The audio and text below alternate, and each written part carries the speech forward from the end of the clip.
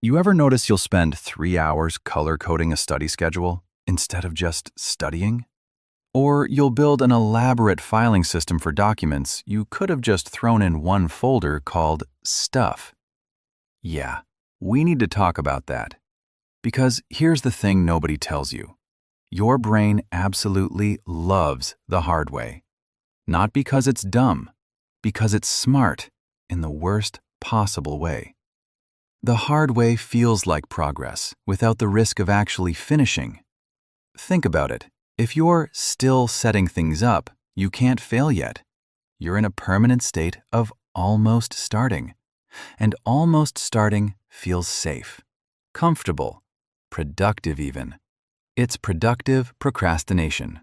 A sneaky little gremlin wearing a "I'm working hard" t-shirt. Let's talk about how this actually shows up in real life. You need to send one email. Just one. But first, you tell yourself you should organize your inbox so you can find things better. 2 hours later, you've created 17 folders, archived 400 emails, and you still haven't sent the one email. Congratulations, you've achieved inbox 0 and task 0 at the same time. Or you want to start exercising. Simple, right? Just go for a walk. But no, first you need the right shoes, the right playlist, a fitness tracker, a meal plan, and probably a whole new wardrobe because apparently you can't walk around the block in regular clothes. By the time all that's ready, you're exhausted just thinking about it, and the walk never happens. So why does this happen? Let's break it down. Tip 1. Notice the detour. This is the big one. If a task feels like it suddenly needs research or the right tools or a better system before you can even begin, that's a red flag waving directly in your face. Real talk. You don't need the perfect productivity app to write one email. You don't need a new notebook to write down one idea. The detour is your brain's way of buying time while pretending to be helpful. Next time you catch yourself thinking, "Let me just quickly set this up first," pause. Ask yourself, do I actually need this, or am I avoiding the actual task? 9 times out of 10, you already know the answer.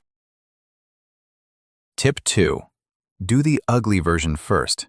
Badly. On purpose. This sounds backwards, but it's the cheat code. Most of us avoid starting because we're picturing the final version. Polished, perfect, impressive. And that version feels far away and intimidating. So instead, give yourself permission to make something terrible. Write the worst possible first draft. Sketch the ugliest possible outline. Send the most boring, basic email you can think of. Why? Because done badly beats perfect and imaginary every single time. A messy first attempt is something you can fix. A perfect idea that never left your head is nothing. It doesn't exist. It helps no one, including you. Once you have something, anything, on the page, your brain shifts from creating from nothing to improving something. And improving is so much easier than creating. Tip 3. Set a default. This is about reducing the number of decisions you make for routine tasks. When in doubt, do the boring, obvious thing. Reply to the email plainly. No need to craft the perfect wording. Use the basic template instead of designing a new one from scratch. Skip the fancy setup and just open the dang document. Defaults remove the mini decision fatigue that builds up over a day. Every time you ask, "What's the best way to do this?" you're spending energy, and that energy adds up. By the end of the day, you've got nothing left for the things that actually matter. So save your energy. Most tasks don't need the best way. They need a way. Any reasonable way. Done. Tip 4. Ask, compared to what? This is a simple mental trick, but it works wonders. When you're staring at your messy, imperfect attempt at something and your brain starts whispering, "This isn't good enough," stop and ask, compared to what? Compared to the polished version in your imagination? Sure, maybe it falls short. But compared to not doing it at all? Compared to the blank page, the unsent email, the unstarted project? Your messy attempt is a masterpiece. It exists. It's real. It's something you can build on. Nothing beats something every single time. Now, here's the tricky part.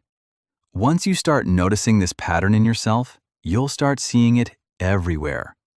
Your friend who needs the perfect running shoes before their first jog? Your coworker who spends a whole meeting discussing which project management tool to use instead of just starting the project? It's everywhere. And it's not because people are lazy. It's because the hard way feels productive, even when it's secretly just avoidance in a clever disguise. So here's your challenge. Next time you catch yourself about to take the long way around an easy task, building a system, doing research, setting things up properly, just stop, take a breath, and ask yourself, what's the dumbest, simplest, most boring version of this I could do right now? Then go do that instead. Easy isn't lazy. Easy is just efficient. Your brain will try to convince you otherwise, dressing up avoidance as preparation, dressing up procrastination as planning. Don't fall for it. You're smarter than the gremlin. Probably. If this video called you out a little too accurately, hit like and subscribe for more poorly drawn advice that hits a little too close to home.